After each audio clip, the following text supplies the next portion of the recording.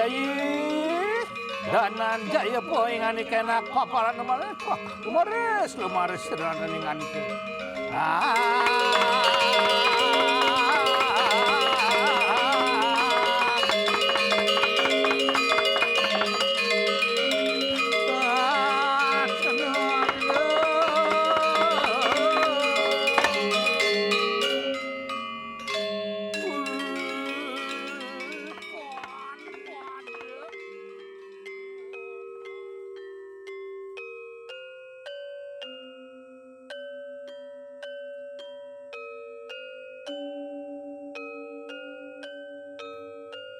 Pulau Bali merupakan sebuah pulau kecil yang memiliki keindahan alam yang sangat memukau. Pulau yang juga dikenal sebagai Pulau Dewata ini sangat kaya akan kreativitas budaya yang tercipta dari nenek moyang masyarakatnya.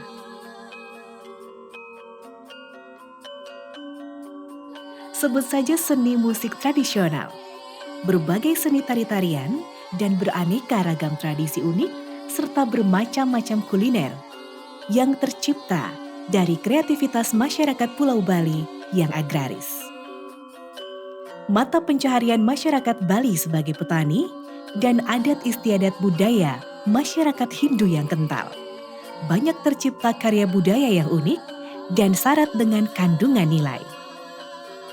Keunikan budaya tersebut dapat ditemukan di pelosok-pelosok desa di setiap kabupaten di Provinsi Bali.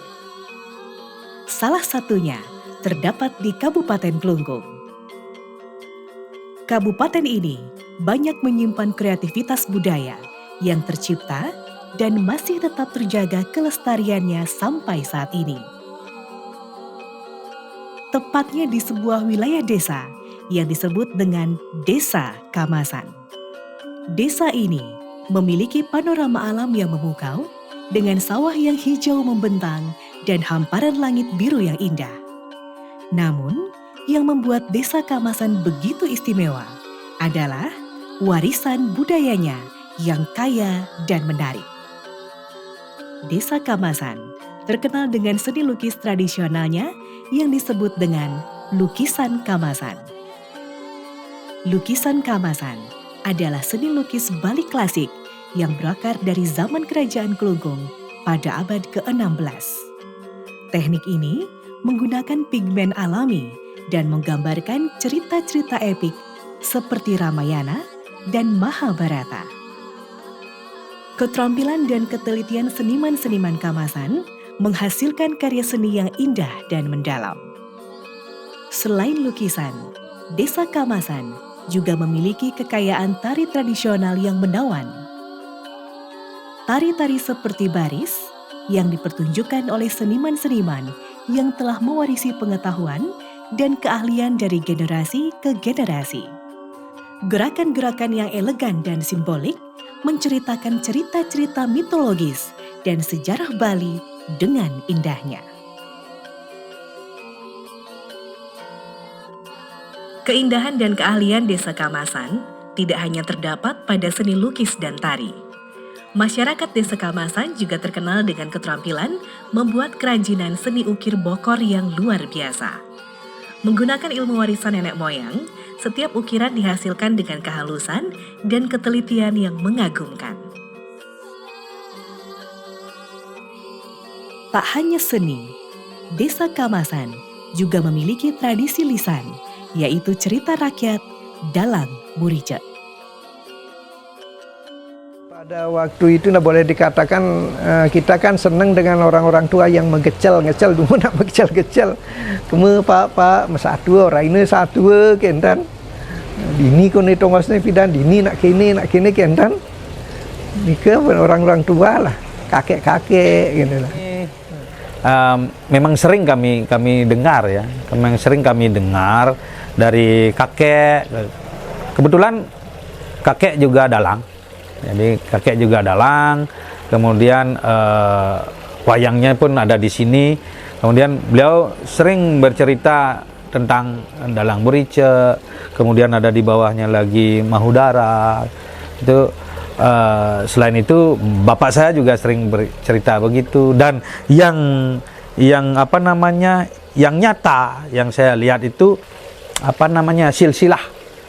Dia boleh dikatakan satu-satunya satwa sehubungan dengan dalang yang sifatnya legendaris, legenda. Ini legenda karena apa yang diceritakan di dalamnya. Kamasan misalnya, ada desa Kamasan. Puri Kesiman, ada Puri Kesiman.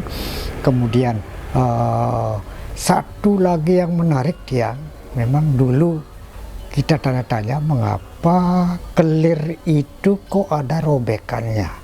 Selalu ada robekannya. Melihat wayang lain juga begitu. Ternyata itulah legendarisnya. Jadi cerita legendanya ya. Jadi cerita itu menarik, dan oleh karena masyarakat Bali kan sangat percaya bahwa legenda itu bukan fiksi saja, tetapi juga kenyataan. Dari Raja Klungkung, beliau berusaha membina sastra, agama, kesenian yang ada, semuanya dibina oleh beliau. Pada zaman itu, Desa Kamasan adalah pusat kegiatan seni dan budaya di Kerajaan Klungkung. Tersebutlah Jero Ketut Purasari sedang menimba ilmu pedalangan dari seorang dalang terkenal di wilayah Lekok, Klungkung. Karena bakat yang luar biasa yang dimilikinya, Jero Ketut menerima pengetahuan dan keterampilan pedalangan dengan baik dan tekun. Dengan ketekunan dan dedikasi, Jero Ketut Purasari belajar dan berlatih mendalang dengan sungguh-sungguh. Bakatnya yang luar biasa dan keahliannya dalam menguasai gerakan wayang serta sistem kendali wayang membuat semakin mengesankan. Selain itu, Jero Ketut Purasari juga memiliki darah dan bakat mendalang yang diperoleh secara turun-temurun. Sang guru sering mengajak Jero Ketut Purasari untuk mendalang dan membantunya dalam pementasan wayang kulit. Meskipun Jero Ketut Purasari telah memiliki pengetahuan mendalang yang baik, sebagai seorang murid, ia belum berani mendalang sendiri. Namun, suatu hari saat sang guru sedang tampil di hadapan Raja Klungkung, keberanian Jero Ketut Purasari tiba-tiba muncul. Dalam pementasan wayang kulit, sang guru tiba-tiba merasa sakit perut yang hebat.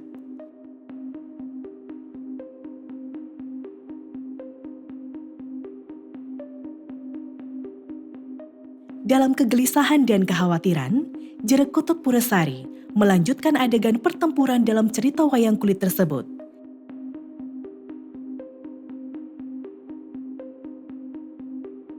Penonton terkagum-kagum melihat tarian wayang yang hidup dan lincah dari balik kelir wayang.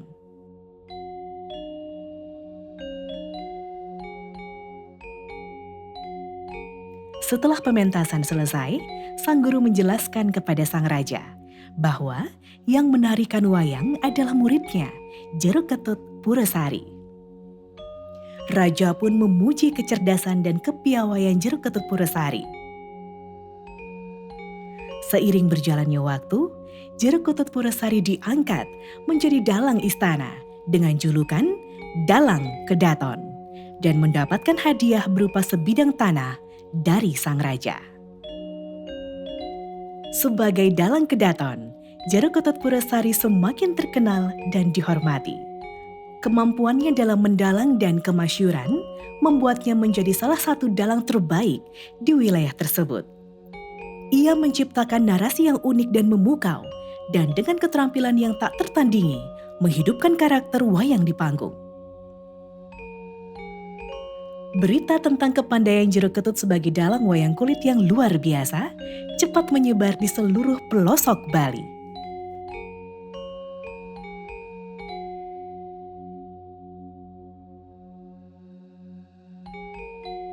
Raja Kesiman pun ingin menyaksikan kemampuan luar biasa dalang ini dengan mata kepalanya sendiri.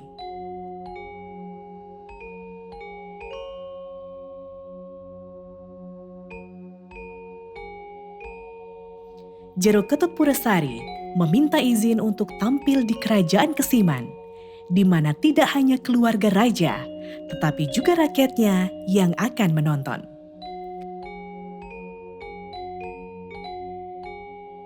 Namun, Raja Kesiman menetapkan peraturan bahwa tidak boleh ada senyum atau tawa selama pertunjukan wayang kulit, dengan hukuman berat bagi pelanggar.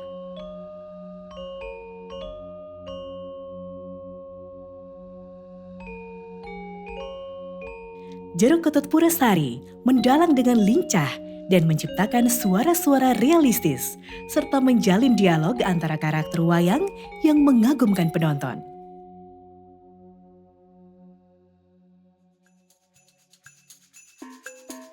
Jero Ketut Purasari berusaha menghibur penonton dengan adegan-adegan lucu. Namun, penonton tetap mematuhi peraturan dengan ketat. Jero Ketut Purasari mencoba strategi terakhirnya dengan mengoleskan daun sirih pada wajahnya, menciptakan adegan yang kemerah-merahan dan menggelitik. Akhirnya, Raja Kesiman pun tertawa terbahak-bahak dan tawa penonton pecah, menikmati pertunjukan yang mengocok perut. Raja Kesiman menghargai kehebatan Jero Ketut Purasari dan memberikan pujian kepadanya atas pertunjukan yang tak terlupakan. Pengalaman yang menarik itu membuat Jero Ketut Purasari menjadi dalang istana yang dihormati dan menarikan wayang dengan kelir yang menjadi ciri khasnya. Jero Ketut Purasari menjadi dalang istana yang dihormati dan terus melanjutkan karirnya sebagai dalang yang luar biasa. Lama waktu berselang, karena berusia lanjut, wayang dan perangkat lainnya diwariskan kepada anak laki-lakinya, Jero Gede Purasari.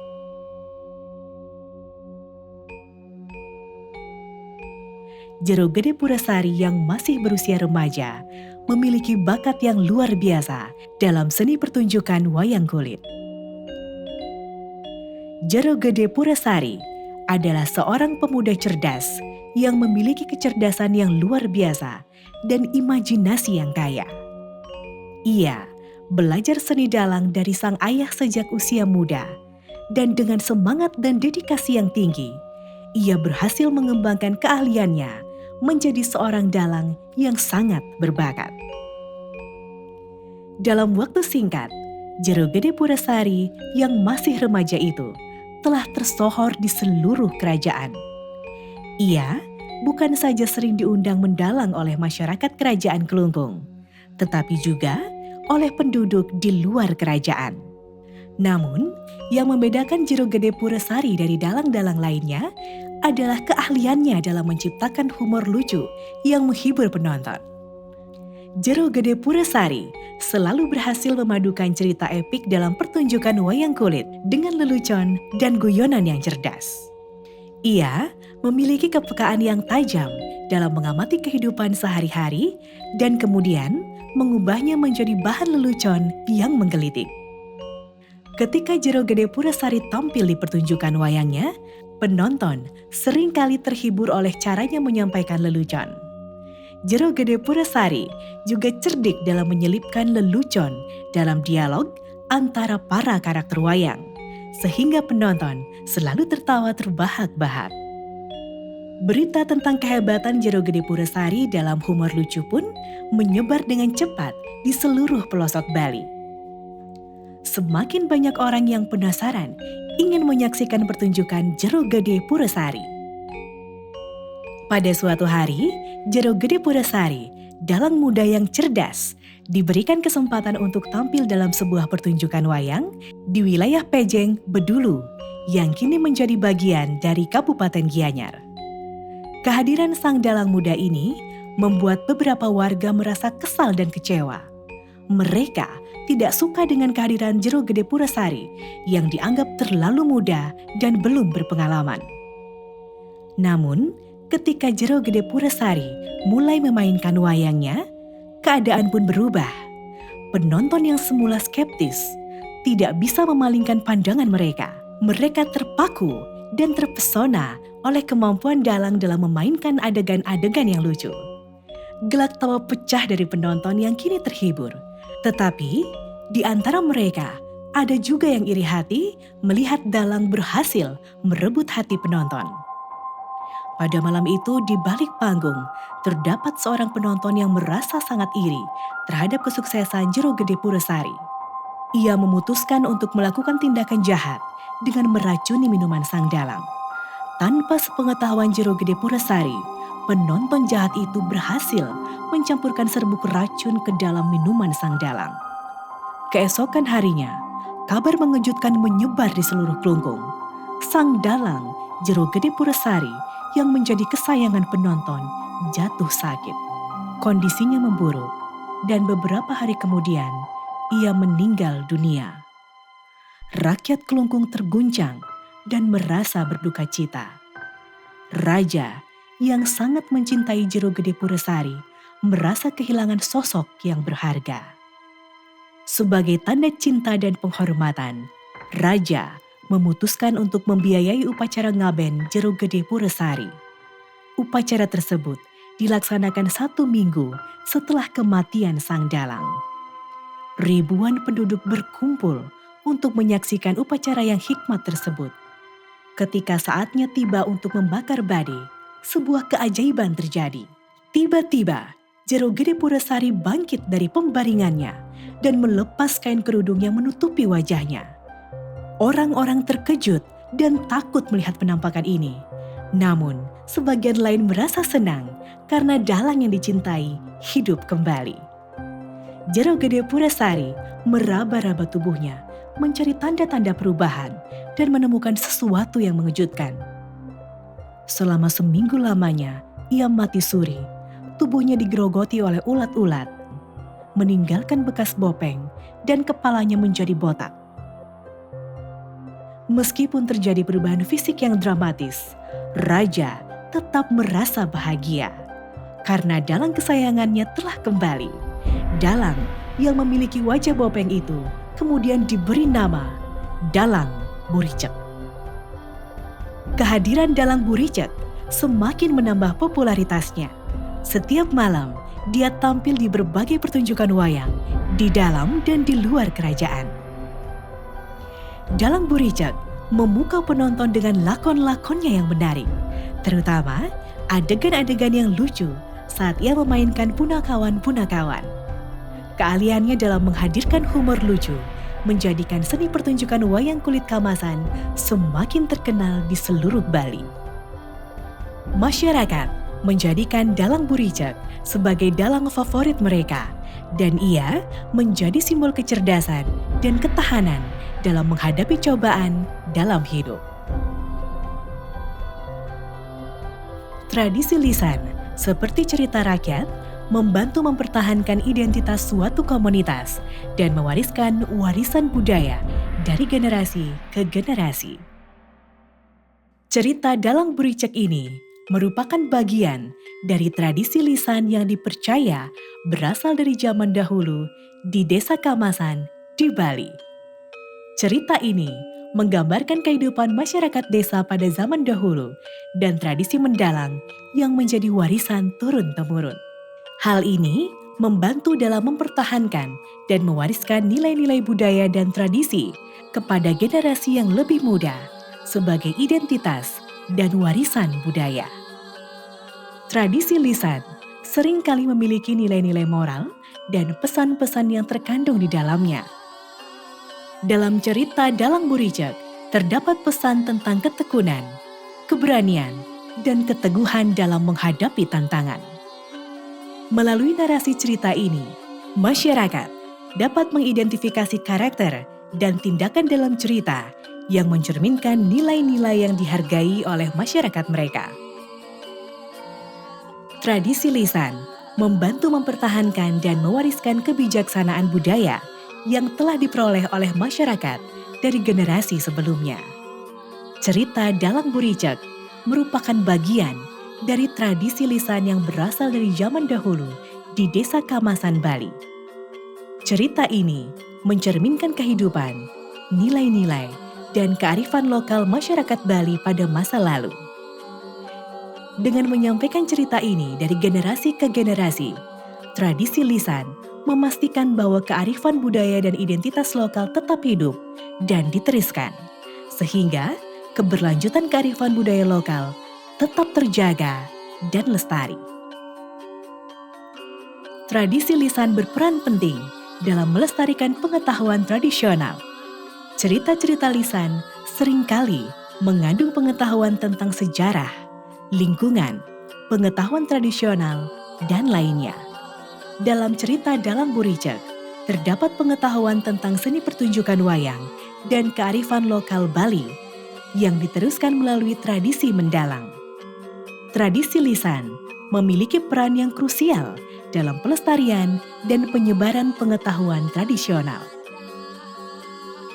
Sampai pada suatu saat ada orang ngaben dengan badainya, kemudian diajak nonton orang ngaben.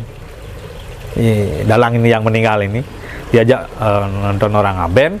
Padahal akhirnya semua diketahui, oh itu saya kenal, ini saya kenal gitu. Padahal yang diaben adalah badan kasarnya. Itu saya kenal, ini semua dari rumah gitu. Akhirnya didorong dia akhirnya masuk ke badan kasarnya. Jadi masuk ke tubuhnya, atmannya itu masuk ke tubuhnya, maka tubuh itu hidup kembali sehingga tampilannya begitulah. Jadi yang bekas mati mungkin sudah dimakan ulat, lalat, jadi burik seperti itu, namanya Dalang Buricek. Nah, dalang ini ananda dari dalang kedatuan yang merobek kelir di Denpasar pada saat tampil di Kesiman. Nah, untuk selanjutnya setiap dalang yang akan melaksanakan pedalangan membuat kelir pasti di salah satu sudut kelirnya ada yang dirobek. Mengapa demikian? Karena beliau meminta taksu dari Dalang Buricek itu. Memang di antara cerita rakyat yang mengandung pendidikan moral adalah dongeng. Ya, itu yang paling syarat dengan pendidikan. Sedangkan kalau legenda itu hanya boleh dikatakan setengah sejarah. Ya, karena cocok dengan keadaan.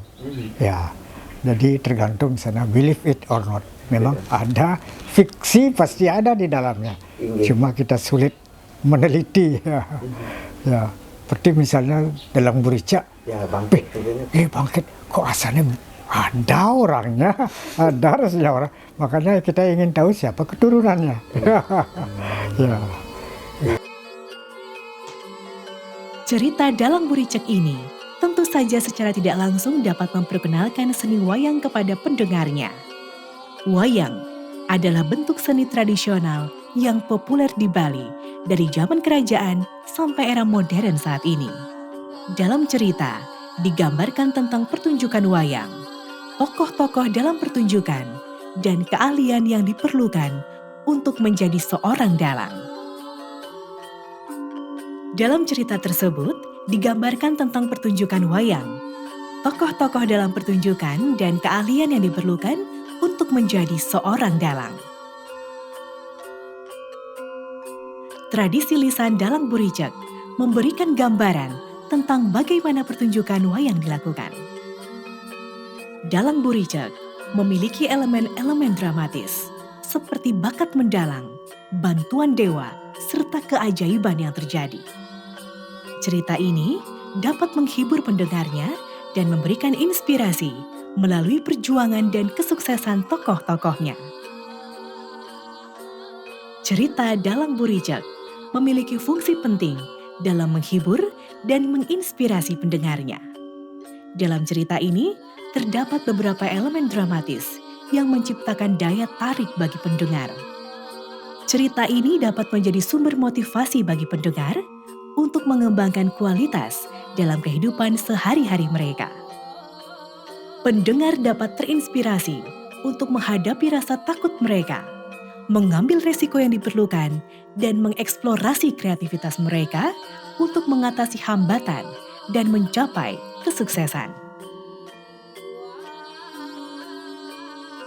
Nilai-nilai yang terkandung dalam Dalang Buricek adalah nilai budaya tradisi mendalang. tradisi mendalang menjadi sarana untuk melestarikan warisan budaya dan identitas masyarakat Desa Kamasan. Generasi-generasi sebelumnya telah menjaga dan mewariskan seni ini secara turun-temurun, memastikan bahwa nilai-nilai budaya dan tradisi tidak terlupakan.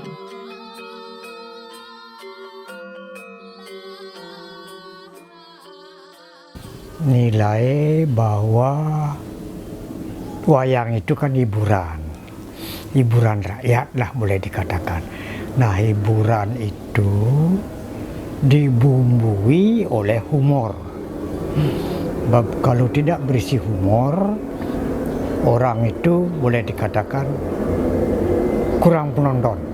Ya, kemudian dirangkai, diolah dalam bentuk wayang yang menunjukkan lakon.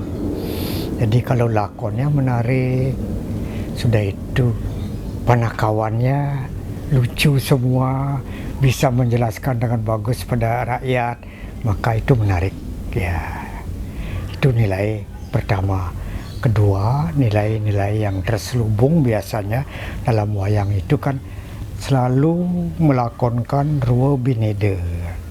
Kebenaran selalu menang melawan ketidakbenaran, keburukan. Jadi selalu menang. Cuma yang dirangkai dalam bentuk lakon. Ya. Sudah itu ada hukum karma di dalamnya. Sudah itu karmanya dia kan baik. Si dalang burica ini baik. Walaupun dia digoda, banyak orang iri karena tersaingi, tapi dia merasa harus memelihara taksu itu. Ternyata taksunya makin digoda makin baik. Ya. Jadi karmanya dia baik. Saya kira itu nilai-nilai yang penting ada di dalamnya ya. Kemudian sifat iriati itu kan tantangan. Ya, kalau ada yang menonjol di suatu lokal tertentu, ini ciri khas daripada masyarakat, pasti membuat orang lain iri. Nah, orang lain yang iri itu lalu berbuat jahat lah pada si dalang burica itu. Tetapi ternyata lakon ini ya, kalau digolongkan ini legenda ya, yang jelas kan masuk cerita rakyat ini ya, rakyat ya. Maka cerita ini memihak kepada kebenaran. Ya. Jero Ketut Purasari menunjukkan ketekunan dan konsistensi yang tinggi dalam mempelajari seni mendalang. Dia tidak mudah menyerah ketika menghadapi kesulitan atau kegagalan, tetapi terus berusaha dan mencoba. Jero Ketut Purasari menunjukkan keberanian untuk menghadapi situasi yang sulit dalam pertunjukan wayang saat guru mereka jatuh sakit. Dia juga bertindak dengan penuh tanggung jawab untuk melanjutkan pementasan, memastikan hiburan bagi penonton. Sebuah wujud keberanian dan tanggung jawab. Jero Ketut Purasari dan Jero Gede Purasari menunjukkan kreativitas mereka dalam menciptakan pertunjukan wayang yang menarik dan menghibur. Mereka menggunakan imajinasi untuk memberikan nuansa dan kepribadian yang unik pada setiap cerita yang mereka tampilkan. Ini merupakan sebuah wujud nilai kreativitas. Sumpuk peragat ben Banten. Peragat ben Banten. Sangkala bedik di Bali peragatnya Banten, meragatan tumatan yatnya. Jero Ketut Purasari menunjukkan sikap bertanggung jawab dan komitmen terhadap pekerjaannya dengan melanjutkan pementasan wayang saat guru mereka jatuh sakit. Ini mencerminkan kebersamaan, solidaritas, dan kerjasama dalam menciptakan kegembiraan dan hiburan bagi penonton. Beliau saat sekian adegannya tidak ada yang menertawai, beliau merobek kelir. Namun sebelum merobek kelir, beliau sudah mencat muka wajah beliau dengan air liurnya, jadi air ludahnya yang merupakan secara bahasa Bali namanya pos gedubang. Jadi wibuh dari pos gedubang di porang-poreng, dan terus beliau merobek kelirnya, menampakkan yang pertama kali ketawa adalah raja, maka rakyatnya ikut. Nah, saat itulah menunjukkan jati diri seorang seniman, seorang raja yang mempunyai kemampuan yang luar biasa. Maka sekali lagi kami dari pemerintah Kabupaten Klungkung melalui Dinas Kebudayaan sangat mendukung dalang Burice ini untuk diusulkan menjadi salah satu warisan budaya tak benda Indonesia. Wang sing mulian tae mulian kami mulian anak rarang apa nane yan anak ya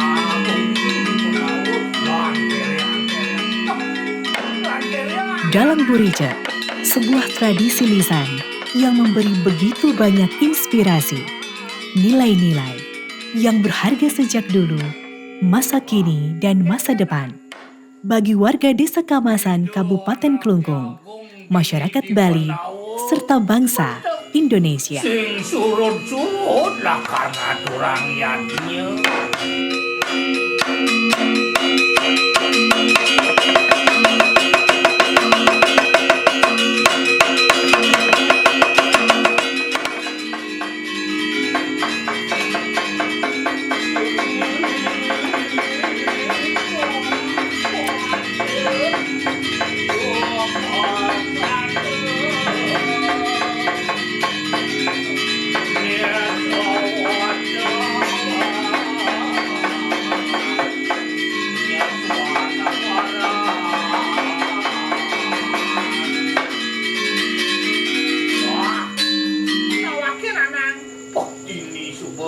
Buktiang baktim cahaya